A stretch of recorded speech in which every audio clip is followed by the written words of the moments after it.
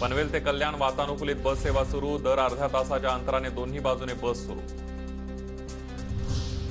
मुंबईच्या उड्डाणपुलाखालील भंगार गाड्या बकालपणा इतिहास जमा होणार। उड्डाणपुलाच्या हायटेक विकास करण्यासाठी 26 कोटी रुपये खर्च करण्यात येणार।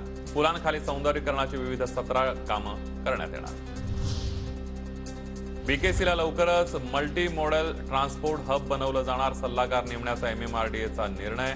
नागरिकांना सहजपणे वांद्रे कुर्ला संकुलामध्ये पोहोचता येणार। अटल सेतूवर गाडी थांबवून सेल्फी काढल्याप्रकरणी 264 वाहनांवर कारवाई। वाहनं उभी करून इतर प्रवाशांच्या जीवाला धोका निर्माण केल्याप्रकरणी कारवाई। प्रत्येकी 500 रुपयांचा दंड वसूल। पुण्यामध्ये धुक्याची चादर। विमान रेल्वे प्रवासावर परिणाम। तीव्र धुक्यामुळे पुण्याहून 10 विमानं रद्द, रेल्वेही उशिरानं। ललित पाटील प्रकरणी संजीव ठाकूर यांच्या अडचणींमध्ये वाढ। गुन्हे शाखेनं केलेल्या चौकशीमध्ये संजीव ठाकूर दोषी। ठाकूरांच्या अटकेसाठी पोलिसांचा वैद्यकीय शिक्षण विभागाला प्रस्ताव। पुण्यामध्ये भारताचे पहिले ऑलिम्पिक पदक विजेते खाशाबा जाधवांची जयंती साजरी।